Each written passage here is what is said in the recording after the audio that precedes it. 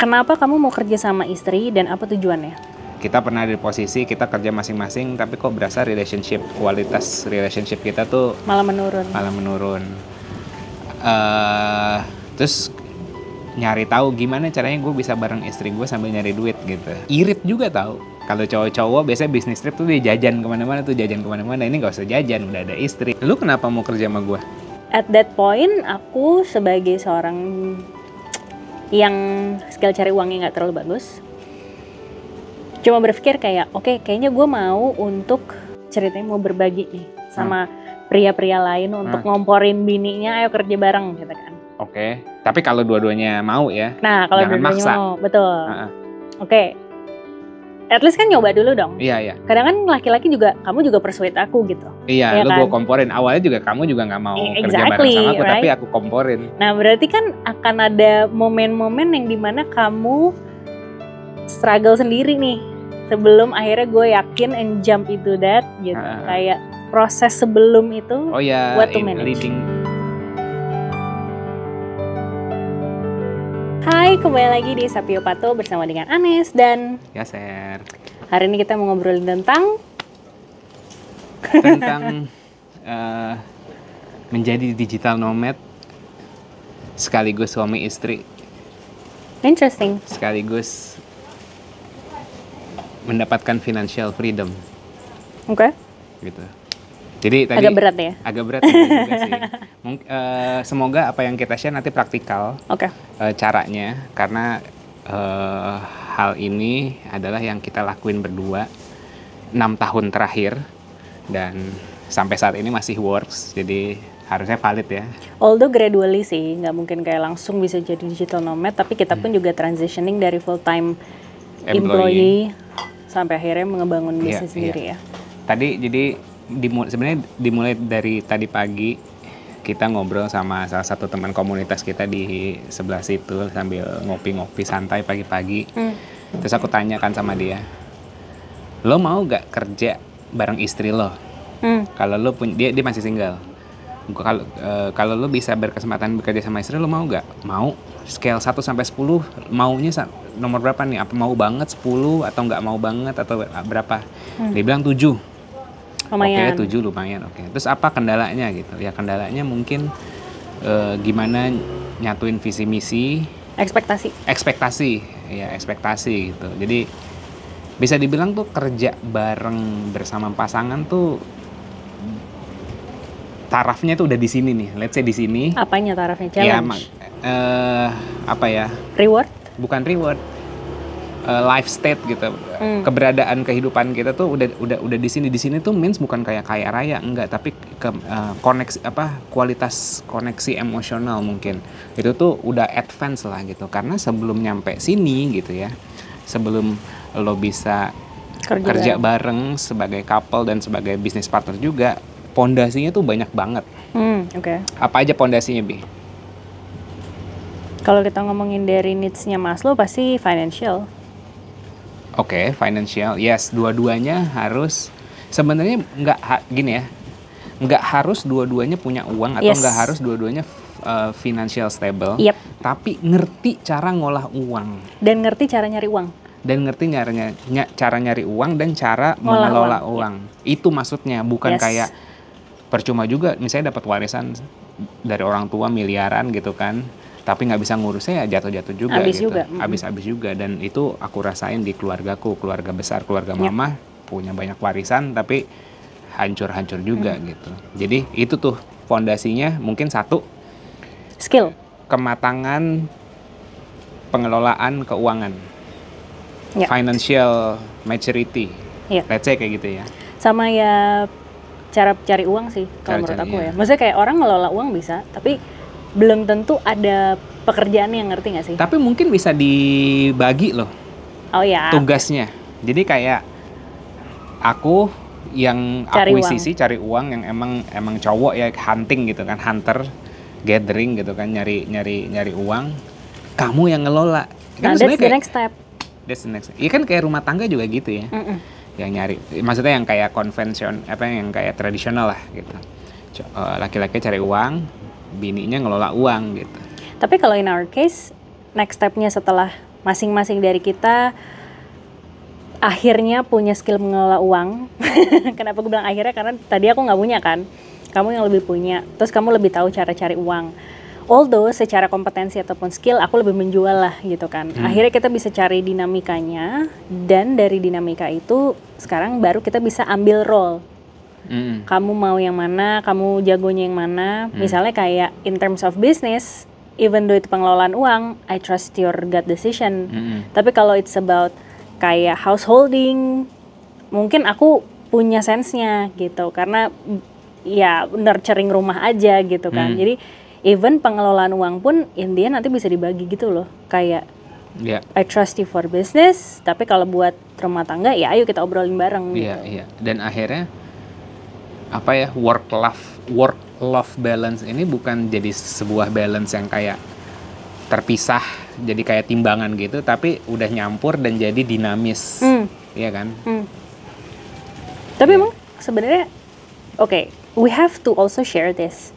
Kenapa kamu mau kerja sama istri dan apa tujuannya? Supaya bisa bareng istri terus, quality time. Aku suka quality time sama istriku. Tapi aku ngerasa kalau misalnya aku kerja sendiri, aku nggak dapet quality time sama istriku. Dan kita pernah ada di posisi itu ya? Iya, kita pernah di posisi kita kerja masing-masing, tapi kok berasa kualitas relationship kita tuh malah menurun. Terus nyari tahu gimana caranya gue bisa bareng istri gue sambil nyari duit gitu. Ya udah, akhirnya bikin bisnis bareng gitu. Jadi objektifnya sebenarnya supaya dekat sama istri sih, as simple as that. Terus kayak irit juga tahu. Ini tadi obrolan tadi juga tuh sama si teman kita. Bisnis trip berdua, suami istri, pakai duit perusahaan, dibayarin perusahaan. Nah, ini kita juga punya PT ya yang kita kelola berdua gitu kan. Terus kalau ini bercandaan ya, kalau cowok-cowok biasanya bisnis trip tuh dia jajan kemana-mana. Ini nggak usah jajan, udah ada istri gitu kan anggapannya gitu. Kayak irit gitu, bercandaan ini gitu. Iya, makan, let's say makan, kita pesan 2 menu. Kita bisa nyobain dua-duanya, misalnya kayak setengah-setengah. Tadi kamu makan nasi uduk, aku makan lontong sayur di sebuah restoran yang kita nggak tahu, baru explore. Kalau kita sendiri kan kita kalau mau cobain 2 ya udah pesan 2, tapi kan ini kita bisa setengah-setengah gitu kan, makan setengah terus gantian gitu, biar nyobain. Jadi kayak banyak yang bisa disatukan, tapi tetap mempunyai richness of experience gitu loh. Pengalamannya tuh kaya gitu. Gitu sih. Iya. Lu kenapa mau kerja sama gue? Di antara semua pilihan kayaknya itu yang paling menyenangkan. And why I'm saying menyenangkan karena aku kan pernah bilang sama kamu ya, kalau kita udah menikah dan kita udah mau punya anak, kayaknya nggak bisa lagi kerja kantoran dua-duanya, karena kita udah pernah kerja terpisah aja tuh kualitas hubungan kita menurun, kita ngerasa kayak gitu kan. Apalagi nanti kalau kita punya anak, pasti hidup kita bakal fokus ke anak terus, dan bisa-bisa we lost this relationship just because of we are having kids gitu. Attentionnya kebagi jadinya. Iya, attentionnya kebagi, bahkan attention dan waktunya akhirnya kebaginya, porsinya pasti akan lebih besar ke sana dong. Memprioritaskan yang belum bisa mandiri, ya kan. Sedangkan kalau kita, ya pinter-pinternya kita ngejalanin kerja kantoran sama nge-manage relationship sama kamu aja aku capek. Apalagi nih punya anak gitu. Jadinya kayak apa ya? Ya udahlah gitu. At that point aku sebagai seorang yang skill cari uangnya nggak terlalu bagus, cuma berpikir kayak oke, kayaknya gue mau untuk kerja yang gue bisa punya profesi sendiri akhirnya. Makanya I'm becoming a coach, ya kan. Skill cari uang ini lebih ke, kalau kita simplify keywordnya entrepreneurship lah, entrepreneurial skills lah ya. Oke. Ya bahasa simpelnya aku kan adalah cari duit gitu kan. Orang kan entrepreneur apa tuh gitu. Nah kalau aku mikirnya kayak oke, aku nggak tahu gimana cara nyari uang, ya udah gue tahu profesi itu gue bisa kerja sendiri. Ya udah makanya aku jadi coach kan. Dan udah pernah jadi coach sebelum akhirnya balik lagi ke kantoran. Turns out setelah kerja kantoran jadi coach kerja kantoran lagi, still aku tetap lebih memilih being a coach gitu. Meskipun sebenarnya waktu itu secara marketnya belum sustain, bisnisnya juga belum sustain, tapi aku tahu bahwa I like this, I wanna do this more. Tinggal gimana caranya gue jualan. Nah, luckily suami gue orang marketing dong. Dan luckily sebagai orang marketing dia nggak punya produk, yang jadi produknya adalah bininya sendiri gitu. Inilah produk perusahaan kita. Jadi akhirnya kayak okay, that makes sense gitu. Pas kamu offering kayak idea, yuk kita bikin bisnis bareng, I think it's just like win-win gitu. Win-win secara quality time, win-win secara sesuai dengan intensi kita yang sama-sama baik untuk keluarga, ya kan? Win-win juga untuk work-life balance tadi gitu. Artinya kerjaan bisa, tapi kalaupun misalnya di tengah-tengah kita kayak lagi capek atau Nes tiba-tiba feeling guilty atau hurt mau nangis, ya udah gitu. Sama laki sendiri, bukan yang kita udah tau lah cara handle satu sama lain, udah nggak baperan lagi gitu kan. Jadi for me apa ya, itu intensi aku, dan makanya pas kamu offer oke, ya udah gue mau, dan kita cari caranya gitu kan. Cari caranya pun kita beberapa kali explore ya. Pernah mau bikin event bareng, nggak jalan gara-gara pandemi. Iya, nggak jalannya karena eksternal situasi ya karena pandemi sih, kan. karena pandemi. But still itu kan challenge. Tapi pas sebelum itu kan kita berantem terus-terusan. Kerja bareng tuh nggak segampang itu mulainya. Iya. Pasti banyak misunderstanding. Berapa lama sampai akhirnya kita reaching to that point of understanding each other dan bisa working together? 4 tahun, 3 tahun pacaran sama setahun nikah baru bisa ngerasa oh ini bisa kerja bareng. Iya, pacaran kita memang kerja bareng, ada some part kerja bareng, tapi kita masih punya full time. Tapi kita berantem mulu. Tapi pas udah mulai kayak tahun keempat, setelah nikah, 1 tahun setelah nikah kita 3 tahun pacaran. Terus setahun nikah, terus sudah mulai kelihatan tuh oh oke, begini cara bagi-bagi tugasnya. Kerja barengnya gimana caranya gitu. Aku rasa juga kenapa kita baru reaching to that point pas sudah menikah, karena finally we have the same commitment gitu loh. Ngerti nggak sih? Kalau waktu pacaran kan kayak mungkin agak ragu-ragu juga ya. Oke, kita mau coba bisnis bareng, tapi kamu dengan dunia kamu sendiri, aku dengan duniaku sendiri, kita juga kayak belum tahu ini juntrungannya mau dibawa kemana. But once we're married, kita jadi tahu gitu kan, kamu suka, enjoy untuk kerja bareng sama, misalnya kayak having quality time with me, dan kamu pengen lebih banyak, aku pengen membangun fleksibilitas supaya bisa work, love, and family balance gitu. Jadi pas kita intensinya tuh jadi lebih mudah tuh gitu untuk kita bisa nge-breakdown itu. Dan jadi kalau misalnya ditanya gimana caranya, ya pasti kita harus expect untuk ngelaluin berantem nggak sih? Dan penyesuaian kayak PDKT lagi. Walaupun betul. Udah suami istri atau udah mulai, atau kalian udah pacaran lama atau suami istri lama, di saat mau kerja bareng ya PDKT lagi. Iya. Gitu. PDKT bukan berarti harus lama dan bisa aja cepet gitu. Tapi proses itu nggak bisa di skip. Betul. Tapi even sampai sekarang pun aku ngerasa kayak apa ya, harus continuously PDKT terus sama kamu gitu loh. Karena keadaan kita berkembang. Faktor eksternal pun melebar gitu kan.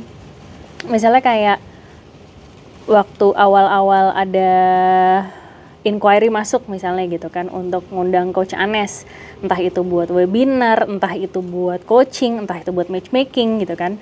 Kayak ketika ada inquiry kayak gitu mungkin masih bagi-bagi nih, kamu maunya yang mana, aku maunya yang mana gitu. Sampai akhirnya kita ada di satu titik kayak, nih Anes kalau ngetik ini lama banget gitu kan, kamu sampai gemes sendiri dan kayak ya udah gitu, udah deh ini gue take over aja, nih gue kalau balas ini cepat gitu. Dan ada momen-momen yang mungkin emang butuh thoughtful banget gitu, jadi harus butuh Anes gitu kan.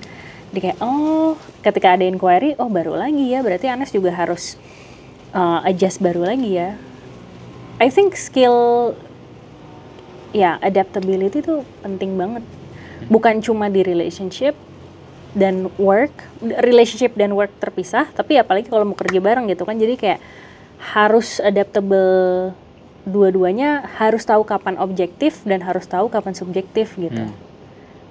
Kayak aku pun kerja pakai hati, tapi kadang-kadang kalau misalnya kita lagi bekerja kayak minter dulu, kayak time out gitu, kayak aku mau ini personal dulu gitu. So kecepatan switching mental itu pun aku rasa juga ngaruh sih untuk akhirnya kita bisa reaching to this point ya, untuk harmoni lah. Ya misalnya tadi malam kita seharian udah santai-santai, terus tapi di alarmku, di scheduleku ada ngepost gitu kan, ngepost konten gitu. Ya udah kayak, Bi bentar dulu ya, aku 1 jam 2 jam ngedit video terus ngepost. Oh yaudah gitu.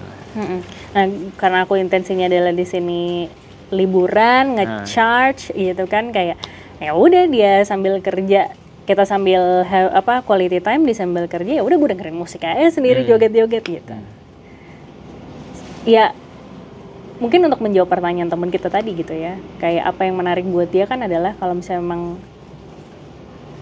gimana sih caranya untuk manage ekspektasi one another. Apa tips kamu? Manage ekspektasi one another. Dari POV cowok nih, katanya kan cowok logik banget. Iya, ya ditanyain dulu ekspektasinya apa. Dicatat, gue expect-nya, let's say, aku expect-nya kamu itu bales, udah ada lewat motor. Aku expect-nya itu kalau kamu bales DM yang terkait kerjaan itu lebih cepat responnya. Ekspektasiku gitu. Tapi rupanya pas dijalanin, kamu nggak bisa gitu, kamu nggak bisa cepet karena kamu harus kayak formal dan panjang lebar segala macam. Padahal sebenarnya dunia digital marketing or online bisnis gak harus segitunya yang kamu dulu mungkin di korporat harus kayak gitu. Jadi karena oh ya udah ekspektasi gue gitu, tapi capability lu kayak gini, ini ntar dulu deh konteksnya nggak masuk, ya udah ini gue yang ambil gitu. Tapi giliran kayak something yang ini kayaknya orang satu frekuensi sama kita deh, coba dong kamu yang nulis kata-katanya untuk kenalan supaya lebih kena di hatinya dia gitu. Nah jadi berawal dari satu ekspektasi itu aja itu bisa diturunin banyak gitu, biar tahu ekspektasiku apa, abis itu dilihat dulu kamu bisa fulfill apa enggak di bagian mana. Kalau enggak, bukan berarti maksa, lu harus begini, enggak, gue expect kayak gini, lu bisanya cuma 50%, ya udah 50% gue yang handle. Giliran ada yang 50% yang kamu banget, ya udah aku kasih kamu gitu. Itu manage ekspektasi satu sama lain gitu. Atau misalnya kamu ekspektasinya kalau misalnya kamu lagi capek, nggak mau terlalu mikir bisnis, kamu request ke aku, gue expect trip ini, misalnya trip hari 1 malam ini gue nggak mau kerjaan ya gitu. Ya udah manage gitu, ya udah lu silakan libur, tapi gue jam segini sampai jam segini ada mau ngedit konten, mau ngepost, oh ya udah gitu kan, tahu ekspektasi masing-masing gitu. Nah ekspektasi bukan berarti harus diturutin, nggak apa-apa ngomong aja. Kadang-kadang tuh orang di saat kayak ngomongin ekspektasi satu sama lain seakan-akan menuntut dan lo harus memenuhi, enggak gitu. Ya udah ngomong aja, gue maunya A B C D E, lo bisanya yang mana? Oh kalau ada yang nggak bisa, ya udah gue bisa handle gak, atau kita handle berdua segala macam. Jadi ngomongin ekspektasi tanpa baper gitu loh.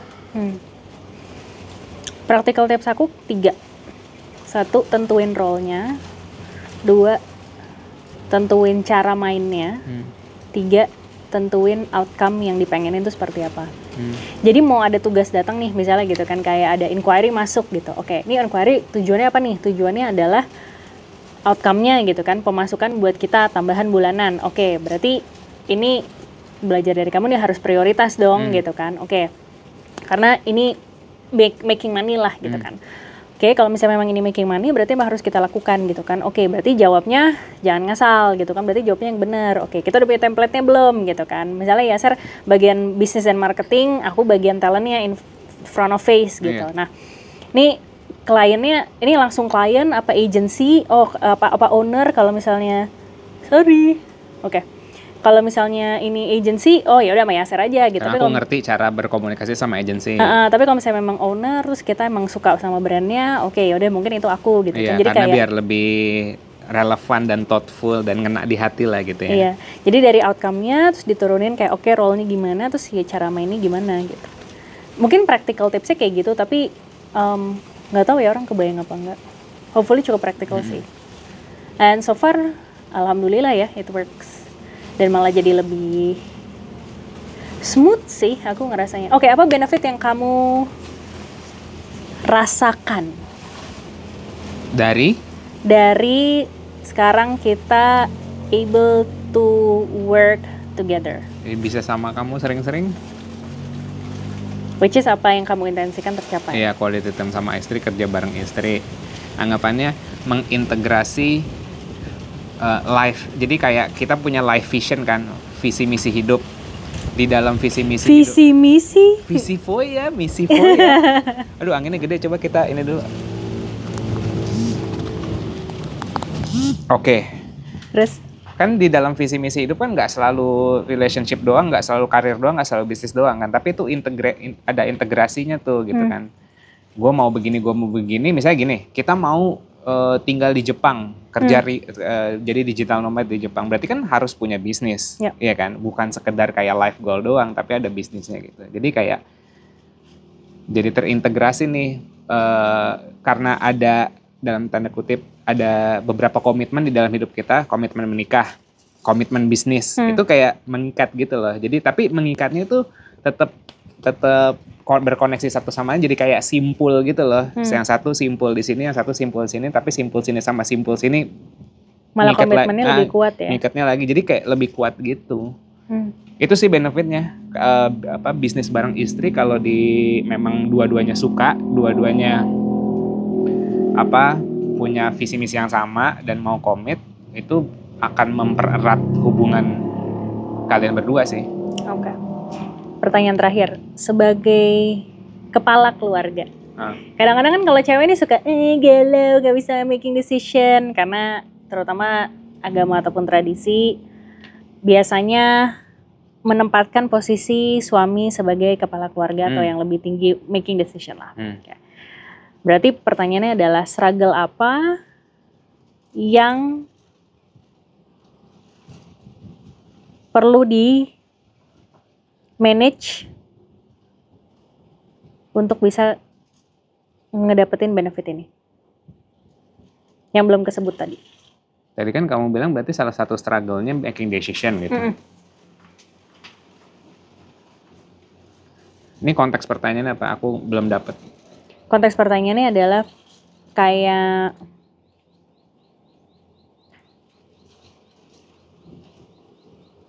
kamu udah ngerasain rewardnya, dan kamu ceritanya mau berbagi nih sama pria-pria lain untuk ngomporin bininya, ayo kerja bareng gitu kan. Oke, tapi kalau dua-duanya mau ya. Nah, kalau dua-duanya mau, betul.